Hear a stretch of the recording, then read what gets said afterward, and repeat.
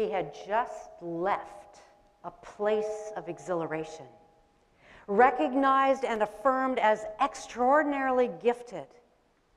Before that, a brash, fierce defender of the truth had just made a public statement about the state of the nation, the Hebrew nation, which became a platform for an inauguration of sorts. Baptism, an inauguration into an intentional public life of service for the people. All those in attendance had seen and heard an unexpected, inexplicable endorsement of who he was and what he was yet destined to become. If this had happened to you or me, we would have been on a high for days, maybe weeks, months. At the very least, we would have looked for every avenue to extend this feeling of appreciation and honor. We certainly would not have expected our inner source of wisdom, the trusted divine empowering, to whisk us out of there to an undisclosed location alone, sidelined, deprived. We would have called such a move sabotage. But this is what our text states about Jesus. Jesus, full of the Holy Spirit, was led by the Spirit into the wilderness. What should one do when trusted wisdom leads into an illogical direction? The wilderness, also called the desert, has its allure, especially in our time. We can dose it, control it. We can Instagram it. We can speak of finding ourselves in the desert, or experiencing the enchantment of the desert, or appreciating the desert for its vast expanses and landscapes. But we have found ways to insulate ourselves from the soaring temperatures of the blazing desert sun. We know when to seek shelter against the bone-chilling cold that sets in immediately after sunset. Our experience with the desert, while legitimate in its own right, bears no resemblance to Jesus' experience of 40 days and 40 nights in a place of utter desolation. It is dark in the desert, far away from external sources of light or light pollution, only the stars and the moon to illumine. Because of this, desert nights seem long, and they are cold, very cold. There can be up to a 60-degree fluctuation between daytime and nighttime temperatures. We can't assume that because Jesus was who he was, and because it was the Spirit that led him into the desert, that he would have had a very different experience than you or I would have had. He was not told the duration of this time in advance. We aren't told that he knew that he would be up against an opposing force in the desert. We have no indication that he intended to fast for 40 days, but there was just no food. There was uncertainty at every level, physical, spiritual, emotional, mental. Uncertainty by its very nature creates the opposite of equilibrium. Jesus' experience held all of these elements. In this environment, Jesus is approached by an amorphous, opposing force, speaking directly to him. Whether in the searing daytime or in the freezing nighttime hours, or maybe in both, we are not told. It is dark. It's cold. It's nighttime. Imagine Jesus trying to settle down to get some rest after the excruciating wrestling through the whole day, seeking shade, a drop of water, something, anything to calm his mind and sustain his life. Now it is still. Only a rustle behind the rock. Could be a scorpion or a fox or a kangaroo rat. He can't see the source of this stirring, just hear its rustle. but his stomach is on fire. No food. None. He drops down in exhaustion to watch as more and more of the stars twinkle in the nighttime sky. They're just mesmerizing. If it weren't so cold, does he dare fall asleep? He can still sense this evil energy. It had been present with him during the day, too. Was it heat stroke? Was it his imagination? Would this evil energy ebb and flow, or would it at some point suffocate him? He was desperate for sleep. This rhythm of day and night and heat and frost and agony and surrender were with him for days, for weeks. We know the duration now, but he didn't. The text that Steve read contains 3 statements made by the evil opposing entity. The first paragraph places all of these 3 statements at the conclusion of the 40 days, or it simply could be a summary of what happened throughout this entire time. Is the first statement from this evil presence suggested during the night? Or when Jesus is trying to find shelter from the blistering heat? We don't know. Hey man, you're hungry. You can make food. If you are who you say you are, just make yourself comfortable. Jesus also would have experienced the delirium associated with absence of food and the physical toll that fluctuating temperatures take on the body. After the initial encounter, whenever that was, Jesus knew he would be confronted again. The text implies that it occurred frequently throughout these 40 days and 40 nights. But Jesus did not know when these assaults would happen, nor how frequently. Another uncertainty. And what about food? Would there ever be food? Would he die here? Was this suggestion to make bread actually a reasonable one? How would he need to ward off this sinister energy again? And what else would he be suggested to do? 2 additional statements are recorded. Look, I can give you power over the world empire, which comes with every imaginable possession, and it definitely includes fame. There's only one small concession. You swear allegiance to me, but I mean, who would ever know? We're alone here in this deserted place. And then, remember that massive structure of the temple in Jerusalem? It's impressive, right? And there's always crowds of people around there. Well, how about this? I will arrange for you to be taken up there, and you can just hurl yourself down because, I mean, you know God is going to send his angels to protect you. Imagine the fame and the instant followership you will have with this one simple, sensational stunt. Those likes and those follows will skyrocket. And I can make that happen. 40 days and 40 nights. Jesus was steadfast in the face of temptation. His responses were straightforward and they were simple. Just like the presence of the evil one, he too quoted sacred scriptures. People don't live only by bread. You will worship the Lord your God and serve only him.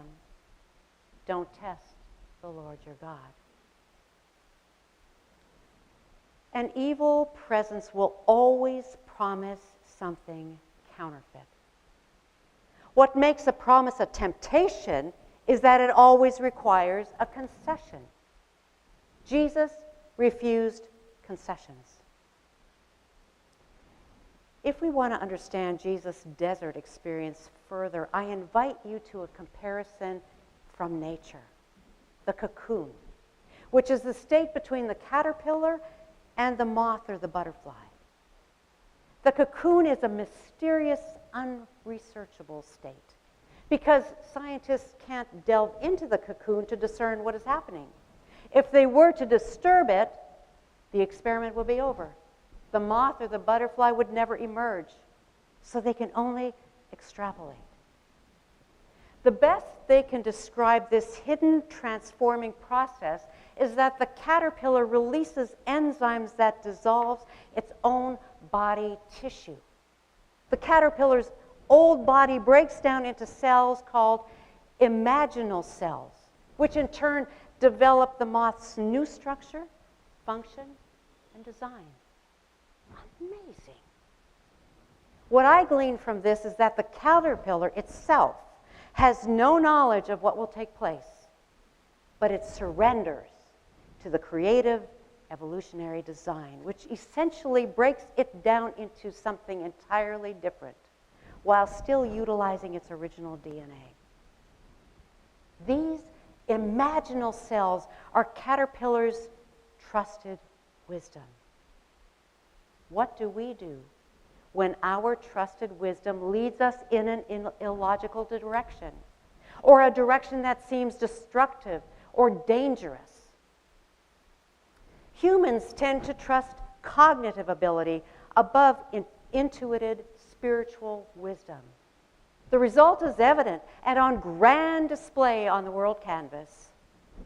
What if we would follow the Spirit into the cocoon, so to speak, into the place of surrender, the place of unknowing, the patient place of waiting in the dark? The concept of surrender has come under severe fire because of its colonial overtones. It's also become suspect because it has been equated with the term submit, which has been used to subordinate women throughout history. Mirabai Starr is a present-day mystic, frequent contributor to Father Richard Rohr's daily meditations, and translators of many mystical writings, including John of the Cross's Dark Night of the Soul. And she says the following about surrender. The mystics of all traditions invite us into the darkness to actually drop down into a kind of mothering darkness. That sacred space where the caterpillar completely dissolves inside the chrysalis or the cocoon so that something new can emerge. But it only works if the caterpillar surrenders. End quote. This is what Jesus needed to do when the Spirit guided him into this dark place. The place in which he would be exposed to dissolving forces, the incessant pounding of an amorphous evil presence, which in his case sought the complete destruction of his entire person, mission, and future. We aren't told whether this invitation into the cocoon or into the desert required Jesus' consent or not. Actually, I don't know of anyone who would willingly consent to the dark night of the soul. But everyone at some point will enter this place, this cocoon. It is neither a comfortable place in which to retreat, nor does it spell retreat as the opposite of advancement or growth. No, the cocoon is not a retreat. When we are led into the darkness, the desert, the cocoon, we can choose to fight against that place, thereby stunting growth and possibly never becoming anything but a caterpillar. Or we can let go without any guarantee of what lies beyond.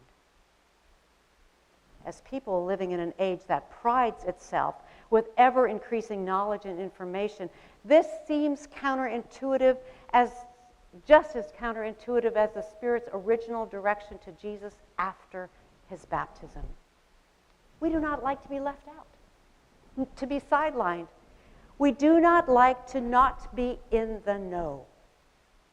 To quote Mirabai Starr again, at this time, with such craziness going on, it's completely understandable if you want to dig in and establish your territory against the encroaching hordes of madmen who are taking over in ways we could never have imagined. What if, instead of fighting back, using the same tools that are being used to dismantle what we hold sacred, what if, instead, we breathe into the embrace of this not knowing, this radical unknowing, and allow ourselves to be present with mystery? And she continues, the thing about the caterpillar is that those imaginal cells that the caterpillar dissolves into, they know. These cells have a deep innate knowledge. They know. They know what is coming. But the caterpillar doesn't. The cells know. So can we trust that there is a knowing beyond our knowing, as the 16th century mystic John of the Cross said? Can we allow that unknowing to guide us as we surrender together, holding hands for a moment into this radical mystery in which we found ourselves? End quote. So I invite you to this surrender. No, not to the madness, not in despair, but to the sacred decision to embrace the radical unknowing, as the ancient mystics taught. This descent into the darkness is not for the faint of heart, but neither is the season in which we find ourselves. It will not be over in a minute, or a month, or even a year or more. But it doesn't need to be a time defined by despair or exhaustion. Oh yes, we will have moments of intense wilderness temptation to comfort, to ego, to misplaced worship, but we don't have to live there. We can let go and trust that same divine wisdom who led Jesus into the desert, who was present with him in the desert, and who led him out again. We are not abandoned, even as Jesus was not. And we too will emerge from the cocoon changed. While we will have our personal cocoon experiences, which we can and we should have, we also have the community cocoon from which to draw solace, wisdom, sustenance during this time of cocooning. We cannot know the depth of the Lenten season without becoming present with mystery, alone and in community, holding together in this tumultuous time. Nature is also our community. In times of the deep darkness of the soul, get out into nature, whether that is hiking a mountain trail or a ski slope or in the nearby park or in your backyard or on your deck, in whatever stage of beauty or disarray it happens to be. Nature has unending examples that can console and teach us. Just as we learn about transformation from a caterpillar into the cocoon and ultimately into the moth. As humans, we crave adulation and recognition. We crave comfort. We crave stability. What do we do when our trusted wisdom leads us in an illogical direction, a place we do not crave? At some point, our inner divine wisdom or spirit will call us into that illogical place. The place of extreme heat and cold, the place of utter solitude, the place of stripping down. In order to position ourselves for growth and strength, we need to disengage from the madness of this age, even if for a time, and allow ourselves to dissolve into a new shape, into a new person, a new community, a new congregation, which our imaginal selves already know we can and will become. This growth and strength will happen if, and only if, we do not shun the cocoon, if we don't disturb the cocoon, if we don't try to hasten the transformation only time in the cocoon can offer.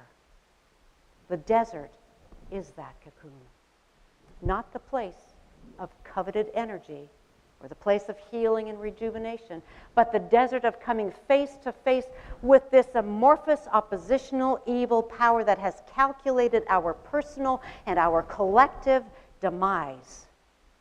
We can secure our place of solid trust.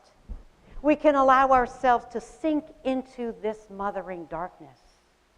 We can exchange tools used for fighting back against the dismantling of all we hold sacred for the tools that embrace radical unknowing. We can allow ourselves to be present with mystery alone and in community. The cocoon can become our pivotal point of transformation. May it be so.